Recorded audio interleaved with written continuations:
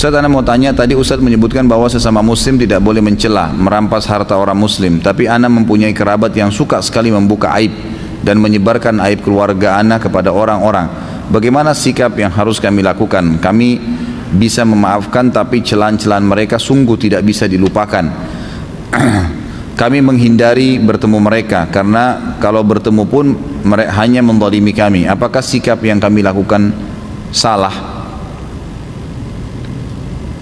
Baik, kalau ada orang-orang di antara kerabat kita yang jahat seperti ini, kita boleh menjaga batas atau membatasi hubungan, tapi bukan memutusnya. Dan kita membenci sekali lagi perilaku itu saja. Jangan dinilai semuanya buruk orang itu. Kenapa sih ada kebaikannya? Tapi kami lupa, berat Ustaz melupakan celaan-celaannya. Ya itulah waswas syaitan. Disitulah peran iman kita, gitu kan? Seorang mukmin itu tidak akan dia biarkan hatinya rusak dengan celaan-celaan orang. Karena celaan orang itu hanya ucapan kok. Sama dengan pujian. Sepanjang lidahnya saja, kamu jelek, sudah selesai. Anggap aja angin lalu. Dia mau bilang jelek, terserah, saya tetap gagah, kan gitu. Bisa saja kita berkata begitu. Saya tetap cantik, saya tetap begini. Kita percaya Allah ciptakan saya begini dengan cara baik. Sudah. Nggak ada sesuatu yang harus berbekas kok sebenarnya. Gitu kan? Lain kalau pisau diiriskan ke badan, jasad kita rusak mungkin. Tetapi kalau seandainya hanya kata-kata saja, tidak ada sesuatu yang perlu diperdulikan. Allah Subhanahu wa taala sudah mengatakan kepada kita agar atau mengajarkan bagaimana menghadapi orang seperti ini. A'udzubillahi minasyaitonirrajim.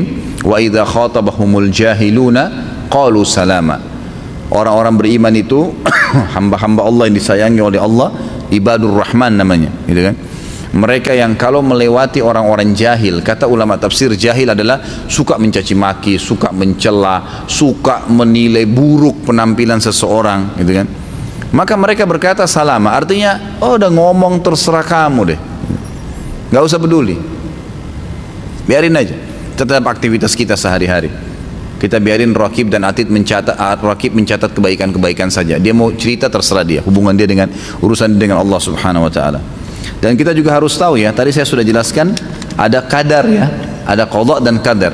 Subhanallah, kejahatan itu juga Allah ciptakan sebagai qada. Allah ciptakan kebaikan dan keburukan, gitu kan? Dan perlu kita ketahui juga punya kadar. Subhanallah, kejahatan juga punya kadar loh. Kalau dia meninggal, selesai kejahatannya. Atau kata ulama minimal per hari itu ada berhenti kejahatannya. Misal dia jahat dari pagi nih, pasti ada saatnya dia letih, dia jenuh, dia berhenti ke kamar mandi, dia berhenti makan, dia tidur, berhenti kejahatannya. Ada kadarnya itu. Kadang-kadang Allah SWT malah menghukum dia kalau dia sudah berlebihan. Mungkin dia meninggal tiba-tiba, mungkin dia jatuh, mungkin dia ini, mungkin dia itu. Banyak hal. Jadi nggak usah terlalu khawatir. Kita punya Tuhan Allah SWT dan semua sudah sesuai dengan kadarnya. Ada saatnya dia akan berhenti. Dan pada saat sekarang Anda akan mendapatkan pahala sabar. Ingat ya, pahala amal yang besar sekali adalah sabar.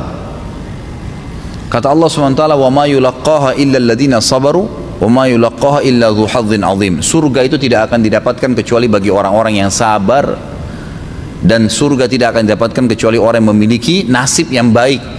Allah mempertemukan antara nasib yang baik dan masuk surga dengan mudah adalah orang yang sabar. Dan sabar kapan dibutuhkan? Kalau cobaan sedang datang, ya kan? Disitulah cobaan, disitu dibutuhkan, disitu kita akan panen pahala sabar. Lagi ada masalah, kita hadapin dengan tenang, ya kita bersyukur kepada Allah Subhanahu wa taala, ikhtiar mencari jalan keluar, seperti itu.